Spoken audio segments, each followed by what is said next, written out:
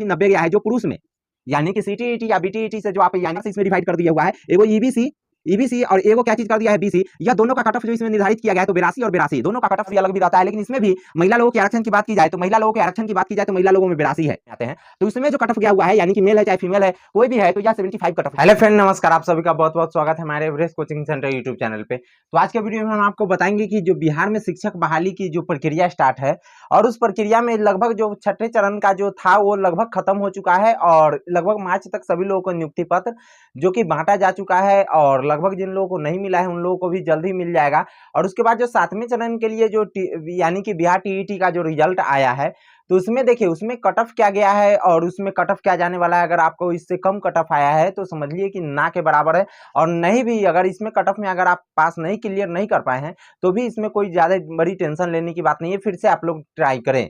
तो चलिए सबसे पहले जानते हैं जो यानी कि बिहार जो शिक्षक बहाली का जो 7वें चरण का जो रिजल्ट आया है तो इसमें क्या होगा। यह 7वें चरण की बहाली किस प्रक्रिया से होगी, किस नंबर बेस के आधार से होगा। तो सबसे पहले यह सीईटी है जो सेंट्रल वेस्ट जो होगा, और सेंट्रल वेस्ट में जो कट ऑफ जाने वाला है तो वह सेंट्रल वेस्ट में जो जनरल का कट ऑफ जाने वाला है, जिसमें कि जनरल सामान्य व्यक्ति आता है जिनका यानी कि कोई भी रिजर्वेशन नहीं होता है, जिनके पास में कोई रिजर्वेशन कोटा नहीं होता है, वह जनरल कास्ट के लिए वो आया है 90।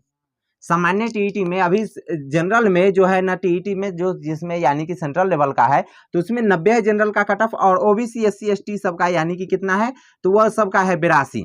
ठीक है, ओबीसी एससी एसटी सबका कितना है 82 है और जनरल का 90 है। और उसके बाद जो है ना यानी कि सीईटी या और बीटीईटी की, तो सबसे पहले इसके बारे में हम जान लेते हैं। जो यह 7वें चरण का जो इसमें अप्लायंस में जो आया था तो इसमें 2020 में जो ये अप्लाई किया गया था इसमें, तो इसमें क्या था ना कि इसमें जो पहले जो था जो यानी कि बिहार में जो सीटीईटी का है यानी कि बिहार के टीचर में अदर राज्य वाले सब भी आकर के फायदे उठा लेते थे और यहाँ पर आकर के जॉब करते थे। लेकिन इस बार जो है ना यह 2020 में जो यानी कि निकाला गया जब सीटीईटी का, तो इसमें यह एक चीज लागू किया गया जो केवल इसमें जो बिहार के निवासी होंगे यानी कि जो बिहार के केवल मूल निवासी यहाँ पे रह रहे होंगे वही व्यक्ति इसमें अप्लाई करेंगे। तो उन्हीं लोगों का जो इस बार का रिजल्ट आया है, तो इस बार में जो आए हैं ना तो जनरल वाले में, तो इस बार जनरल का कट ऑफ उसमें भी 90 गया है जो पुरुष में, यानी कि सीटीईटी या बीटीईटी से जो आप यानी कि इस बार अप्लाई बिहार में जो आ गए हैं तो इस बार जो है ना जनरल का कट ऑफ कितना गया है तो 90 गया है। और ओबीसी का जो गया है, ओबीसी में दो प्रकार से इसमें डिवाइड कर दिया हुआ है, एगो ईबीसी और एगो क्या चीज कर दिया है बीसी। यह दोनों का कट ऑफ जो इसमें निर्धारित किया गया है तो 82 और 82 दोनों का cut off same to same है, ज्यादा कोई डिफरेंस इस सब में नहीं होता है। थोड़ी सी रिजर्वेशन 8 नंबर का इस लोगों को रिजर्वेशन मिला है। और उसके बाद एससी और एसटी का बात करें तो एससी और एसटी दोनों को मिला करके same to same cut off आया है यानी कि 75 नंबर। अगर इसमें से अगर पुरुष है, आप जनरल का पुरुष है, अगर आप 90 नंबर से ऊपर है, अगर आप 90 नंबर भी है फिर भी आप कंफर्म हो सकते हैं कि अगले चरण में आप इसका टीचर का जो बहाली आएगा उस समय में आपकी नियुक्ति पत्र रेडी रहेगी।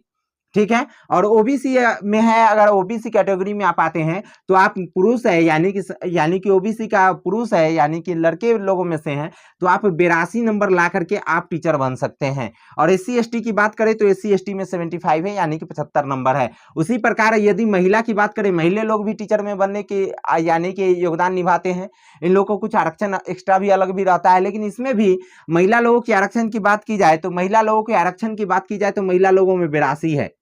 महिला लोगों को जो सीटीईटी में जो अंक आया है तो जनरल महिला लोगों में यानी कि कितना अगर आपको नंबर आया है तो समझ लीजिए कि आपका सीटीईटी क्वालिफाई है।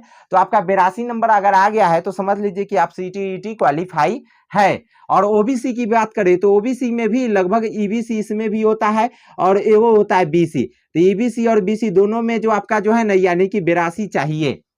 ओबीसी में दोनों में आपको कितना चाहिए 82 चाहिए। इससे कम रहा तो आप समझ लीजिए कि आपका अनक्वालिफाइड में आप गिनती किए जाएंगे। अगर 82 है तो आप अगले चरण की तैयारी कीजिए। ठीक है, और एससी और एसटी की बात की जाए तो एससी और एसटी में लगभग 75 है। एससी और एसटी में 75 कट ऑफ गया है। और इससे अगर कम है तो आप लोग समझिए कि हमारा ये सीटीईटी क्वालिफाई नहीं हुआ, नहीं तो इतना हो गया तो आप समझ लीजिए कि आपका क्वालिफाई है। अगर किसी भी प्रकार से आप दिव्यांग है यानी कि डिसेबल्ड है, जैसे कि लंगड़ा या बहरा, यदि किसी भी प्रकार से आप दिव्यांग की श्रेणी में आते हैं तो उसमें जो कट ऑफ गया हुआ है यानी कि मेल है चाहे फीमेल है कोई भी है तो यह 75 कट ऑफ गया हुआ है। देखिए महिला लोगों को यानी कि फीमेल लोगों के लिए यह कट ऑफ है जो कि एससी और एसटी के लिए 75 है, ओबीसी के लिए 82 है और जनरल के लिए 82 है। ठीक है। और पुरुष के लिए यदि बात की जाए तो जनरल पुरुष के लिए जो यानी कि 90 है, और ईबीसी यानी कि ओबीसी के लिए कितना है तो 82 और 82 है, और एससी एसटी के लिए 75 है। इसी में यदि सेंट्रल की बात की जाए यानी कि जो इसमें केंद्र सरकार के अधीन आता है, केंद्र सरकार इसका एकदम सारी प्रक्रिया करती है, उसमें जो है ना जनरल के लिए 90 है और ओबीसी एससी एसटी के लिए 82 है यानी कि 82 है। इस प्रकार से आप यानी कि 7वें चरण की जब प्रक्रिया होगा तो इसी नंबर लिस्ट के अनुसार से आपको यानी कि आगे की बहाली की जाएगी। तो चलिए फिर मिलेंगे नेक्स्ट वीडियो में, तब तक के लिए धन्यवाद। जय हिंद, बाय बाय।